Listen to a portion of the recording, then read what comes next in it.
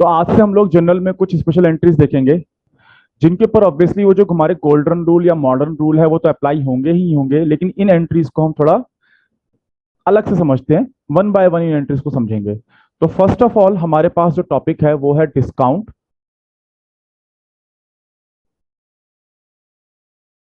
Discount and rebate. तो discount को समझेंगे और रिबेट को समझेंगे। तो फर्स्ट डिस्काउंट। डिस्काउंट जो है आपके दो टाइप के होते हैं। एक होता है आपका ट्रेड डिस्काउंट और दूसरा आपका होता है कैश डिस्काउंट। जो ट्रेड डिस्काउंट होता है यूजुअली लार्ज ट्रांजैक्शन पे या लार्ज क्वांटिटी के परचेज या सेल पे मिलता है। तो आप ऐसे लिख सकते हैं कि trade discount is allowed by the seller on purchase of goods in large quantity. तो शॉर्ट में हमने लिख लिया ट्रेड डिस्काउंट कब अलाउ होता है, जब आप लार्ज क्वांटिटी में सेल या परचेज करते हैं, large quantity of any goods और कमोडिटी। और यूजुअली ये किन के बीच में होता है, जो होल सेलर और रिटेल सेलर होते हैं उनके बीच में ये ट्रांजेक्शन होती है। भाई देखिए यूजुअली रिटेल शॉपकीपर होता है जो होल सेलर से या फैक्ट्री ऑनर से उनका प्रोडक्ट लेके आता है और अपनी दुकान पे लगाता है, तो बल्क में लेके आता है। तो जो बल्क बाय होती है या बल्क परचेज होती है, परचेज या सेल, उस समय ट्रेड डिस्काउंट लगाया जाता है। ट्रेड डिस्काउंट का जो इंपैक्ट होता है, यहां पे आप ध्यान से समझिएगा कि इसमें जो वैल्यू होती है ना वही चेंज हो जाती है। मींस जो आपका लिस्ट प्राइस होता है, यानी फॉर एग्जांपल सपोज 10 रुपए की यूनिट है कोई, एक यूनिट 10 रुपए की बेची जा रही है। आपने उससे कहा भाई हम ना 500 यूनिट ले लेंगे, तो कहता है ठीक है, मैं आपको ये 10 रुपए की बजाय 9 रुपए पर यूनिट लगा दूंगा। तो क्या हो गया, आपके लिए प्राइस ही चेंज हो गया है। अब वो 10 रुपए की चीज नहीं है, वो 9 रुपए की चीज है जो आपको 500 यूनिट आप परचेस कर रहे हो। तो लार्ज क्वांटिटी जब होती है तब आपका ट्रेड डिस्काउंट लगाया जाता है। और इसीलिए क्योंकि आपके लिए यूनिट प्राइस ही चेंज हो गया, तो एक बात ध्यान रखना कि trade discount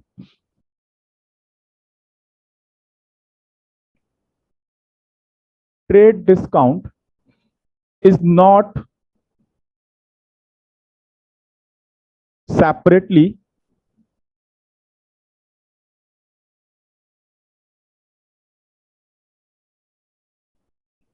separately recorded in the books of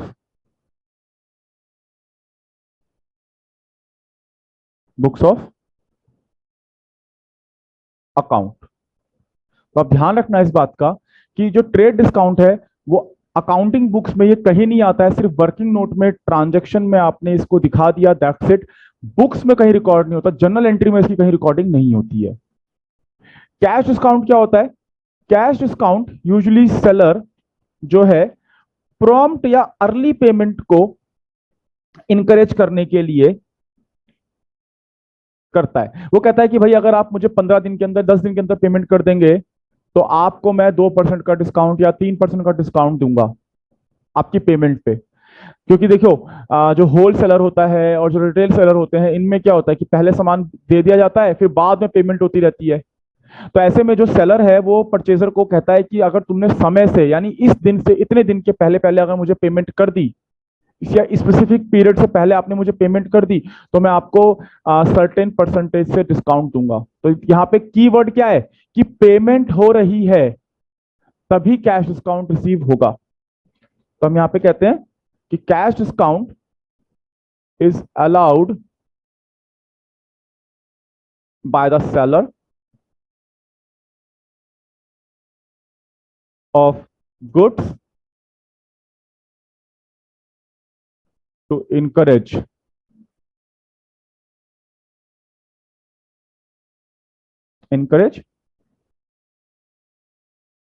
prompt या अर्ली अर्ली पेमेंट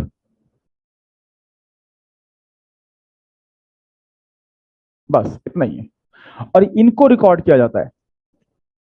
और कैश डिस्काउंट जो है आफ्टर ट्रेड डिस्काउंट अलाउ किया जाता है। तो यहां पे हम लिख लेते हैं दोनों बातों को कि it is recorded in the books of account, और दूसरा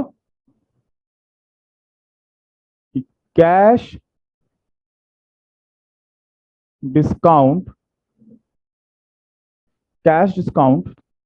is allowed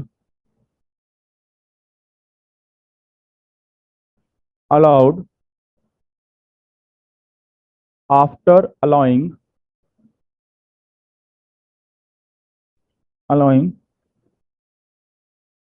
trade discount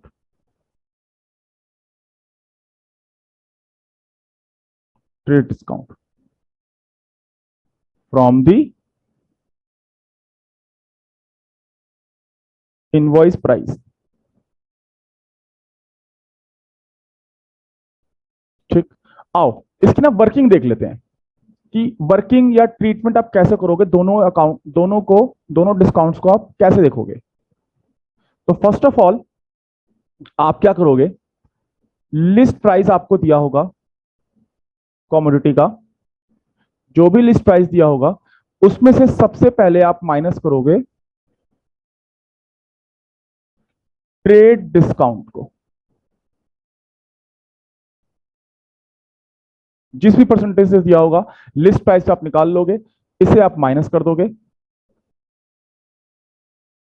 और यहां से आपका आ जाएगा सेल वैल्यू या परचेज वैल्यू, या आप इसे कह सकते हैं इनवॉइस प्राइस, यानी सेल और परचेज वैल्यू, ये निकल के आ गया आपका। इसमें अब अगर पेमेंट होती है, कैश पेमेंट होती है या बैंक पेमेंट होती है, यानी पेमेंट हो रही है, तब आप डिस्काउंट माइनस करोगे कैश डिस्काउंट। आपने माइनस कर दिया और ये आपका आ जाएगा नेट अमाउंट पेबल या रिसीवेबल। ओके, तो आओ अब एक क्वेश्चन करते हैं इसी बेस के ऊपर जो हमने समझा है। क्वेश्चन कौन सा है, इलस्ट्रेशन 8 टीएस ग्रेवाल 2020 एडिशन है हमारे पास, जो पेज नंबर 8.23। क्वेश्चन कहता है Bina watch company limited purchase 20 pieces of time star brand watches from pioneer watches. तो बीना वॉच जो है परचेजर है और पायोनियर वॉच जो है वो सेलर है। और कितनी यूनिट्स खरीदी गई है घड़ी की, 25 यूनिट्स परचेज की गई हैं। दिल्ली, दोनों जो है दिल्ली से बिलोंग करते हैं।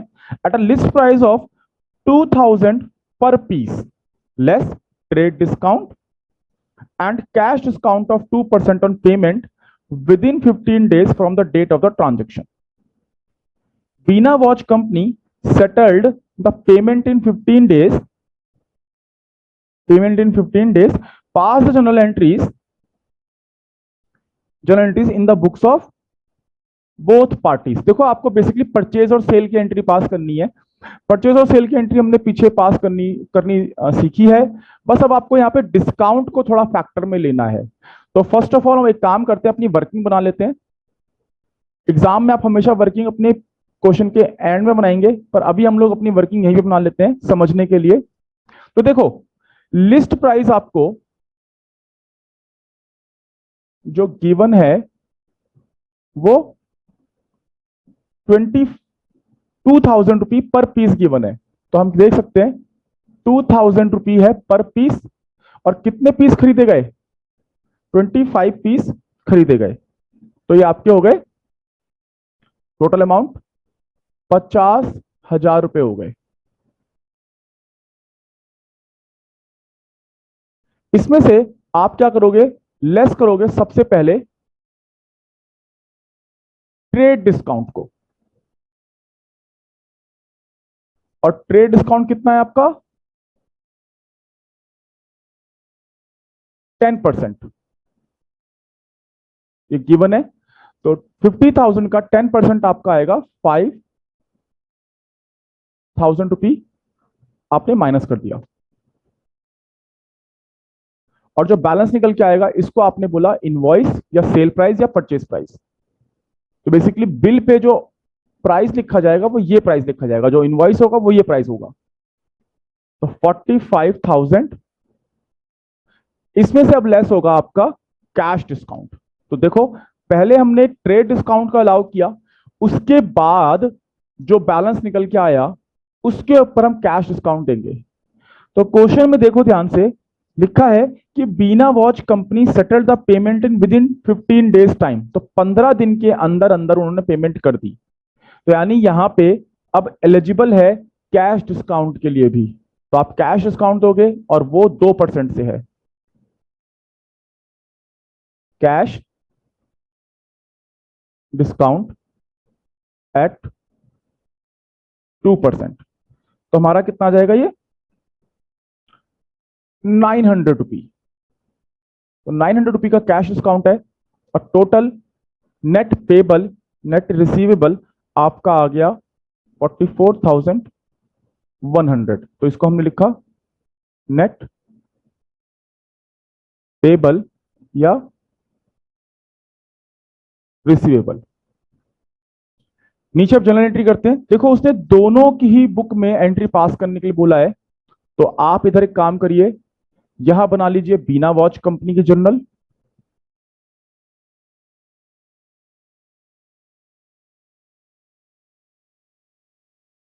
और यहां बना लेते हैं हम लोग पायोनियर वॉच।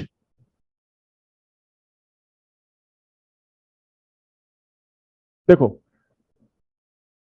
बीना वॉच कौन है, बीना वॉच है परचेजर, और पायोनियर वॉच है सेलर। तो यहां हम पास करेंगे सेल की एंट्री, और बीना वॉच में हम पास करेंगे परचेज की एंट्री। तो परचेज की एंट्री आपको आती है, गुड्स परचेज किए हैं हमने, तो एंट्री होती है परचेज खर्चा है, और खर्चे क्या होते हैं डेबिट। तो परचेज अकाउंट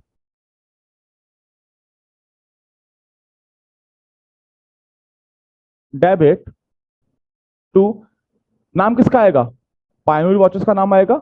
अब चाहे आप गॉर्डन मॉडर्न अप्रोच से समझ लीजिए, चाहे आप गोल्डन रूल से समझ लीजिए।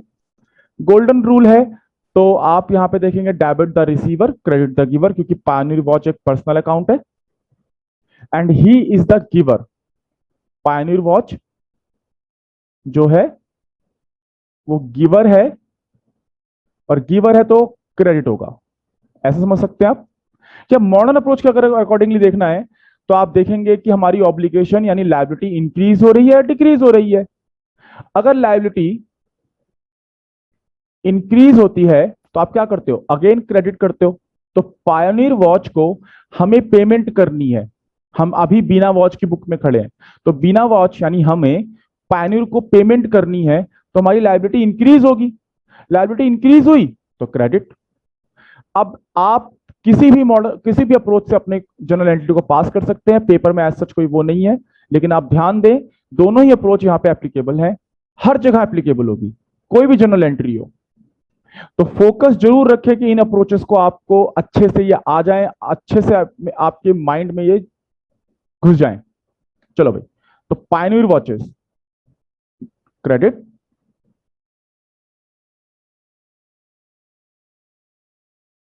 और एंट्री किससे होगी हमेशा ध्यान रखना, जो इनवॉइस प्राइस है उससे एंट्री होगी, यहां से एंट्री आपकी शुरू हो जाएगी। ट्रेड डिस्काउंट कभी भी जनरल एंट्री में रिकॉर्ड नहीं होगा। तो ट्रेड डिस्काउंट लेस होने के बाद जो आपका प्राइस आएगा यानी इनवॉइस प्राइस आएगा, वहां से आपकी जनरल एंट्री पास होगी। तो नेट अमाउंट आपका कितना आएगा यहां पे 45,000 रुपये का आएगा। अब हमें पेमेंट करनी है, पेमेंट करेंगे तो हम क्या देखेंगे किसको पेमेंट कर रहे हैं हम पायोनियर वॉचेस को पेमेंट कर रहे हैं। तो हमारी लायबिलिटी अब डिक्रीज हो रही है, अगेन सेम वही चीज, अगर हमारी लायबिलिटी डिक्रीज हो रही है तो डेबिट हो जाएगी मॉडर्न अप्रोच के अकॉर्डिंगली। तो पायोनियर को हम पेमेंट कर रहे हैं तो लायबिलिटी डिक्रीज, तो पायोनियर वॉचेस डेबिट टू, हमारे हाथ से कैश जा रहा है, तो कैश जो हमारी असेट है और असेट अगर डिक्रीज होती है तो हम करेंगे क्रेडिट मॉडर्न अप्रोच के अकॉर्डिंग। ट्रेडिशनल रूल के अकॉर्डिंगली तो आपका रियल अकाउंट है कैश, जितनी भी एसेट्स होती हैं आपकी एक्सेप्ट डेटर्स उनके ऊपर रियल अकाउंट लगता है। और रियल अकाउंट क्या कहता है? रियल अकाउंट कहता है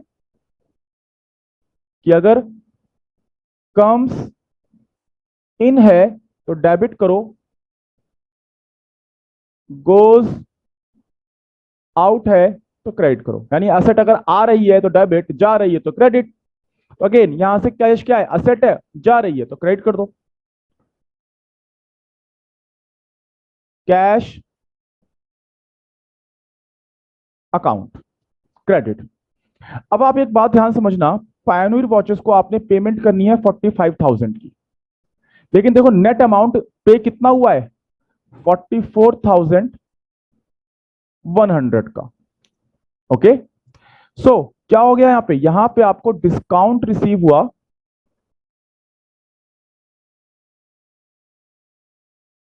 900 रुपी का। तो आप ध्यान से देखो, आपने अपने कैश डिस्काउंट को यहां पे रिसीव रिकॉर्ड किया है। क्रेडिट क्यों हुआ डिस्काउंट रिसीव? वो देखो, एक तो डिफरेंस निकाल के हमने वहां पे लिख दिया, कोई दिक्कत नहीं है, लेकिन इसका लॉजिक समझो कि आपको पेमेंट करनी थी 45,000 की, लेकिन आपने पूरी सेटलमेंट अपनी कर ली 44,100 में। 900 रुपये आपको कम पे करने पड़े, मींस आपको ये मुनाफा गेन हो गया, फायदा हो गया। और जो गेन हो जाते हैं तो क्या क्या होते हैं? क्रेडिट। तो debit all expenses and losses, credit all income and gains.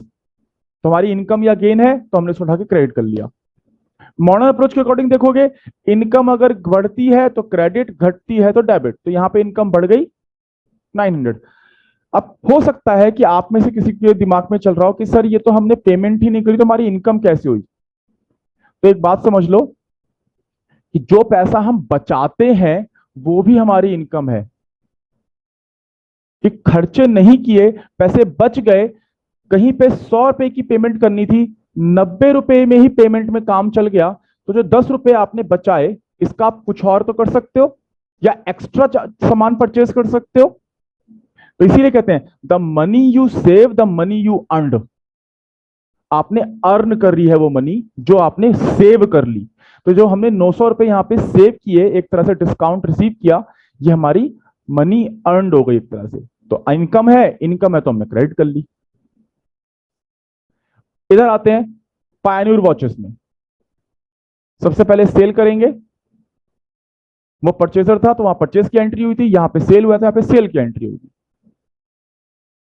तो हम किसको सेल कर रहे हैं? बीना वॉच। तो बीना वॉच रिसीवर है, debit the receiver, Beena watch company debit to sale account. तो वही इनकम या गेन हम क्या करते हैं?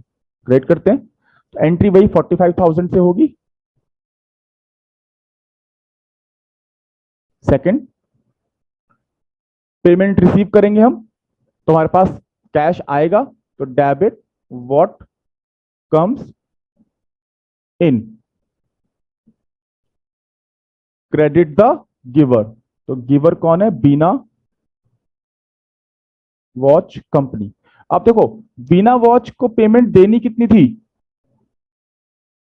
45,000, पर सेटलमेंट कितने की हो गई? 44,100 की। तो यहां पे हमने क्या किया? यहां पे हमने जो है डिस्काउंट अलाउड किया। तो डिफरेंस आपने डेबिट में आया तो डेबिट में लिखा। अगेन ये हमारे लिए क्या है? ये हमारे लिए डिस्काउंट अलाउड। आप एक तरह से एक्सपेंस या लॉस मान सकते हो कि भाई हमें पैसा मिलना था 45, हमने 44,100 में अपना काम कर लिया। मींस 900 रुपए आपको जो कम मिले, वैल्यू तो आपके पास से 45,000 की गई, लेकिन जो अमाउंट रिसीव किया वो सिर्फ 44,100 रिसीव किया। मींस 900 रुपीज से आपको कम पैसे मिले, कम रुपए मिले, वो आपका एक तरह से लॉस हो गया। और लॉस को हम क्या करते हैं? Debit. Debit all expenses and losses. Okay, तो ये हमारा टॉपिक था ट्रेड डिस्काउंट और कैश डिस्काउंट का। इसमें एक छोटा सा पॉइंट रह गया है रिबेट। रिबेट को भी देख लेते हैं और रिबेट की जनरलिटी भी देख लेंगे। ऑल्दो इसके ऊपर क्वेश्चन नहीं है, करने की जरूरत भी नहीं है, बहुत आसान है। रिबेट भी आपका एक तरह से लॉस ही है, क्योंकि आप अपने दामों, अपनी कॉमोडिटी को सस्ते दामों पर बेच रहे हो और लॉस है, तो रिबेट को आप क्या करोगे? डेबिट। ठीक है, खर्चा है, डेबिट है, डेबिट करोगे। नाउ रिबेट होता क्या है? देखो, रिबेट वो चीजें होती हैं जहां पे हम अपनी गुड्स को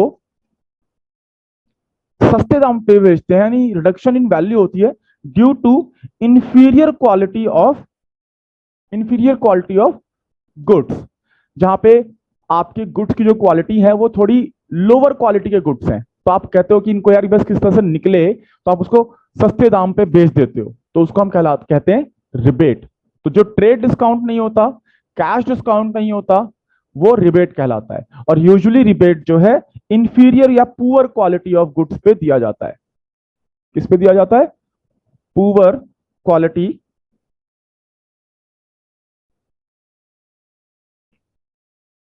ऑफ गुड्स पे दिया जाता है, just to increase our sale, कि भैया ये हमारे पास ना रहे, चले जाएं। जैसे खासकर इस टाइप की जो सेल होते हैं वो फ्रूट वेंडर्स जो होते हैं वो करते हैं। उनके पास फ्रूट या वेजिटेबल वेंडर्स होते हैं, वो करते हैं कि उनके पास अगर सामान थोड़ा पुराना हो जाता है या खराब होना शुरू होता है, तो वो क्या करते हैं? कहते हैं ले जाओ ले जाओ, 25 की 30, 25 का सामान 5 में ले जाओ, 10 में ले जाओ।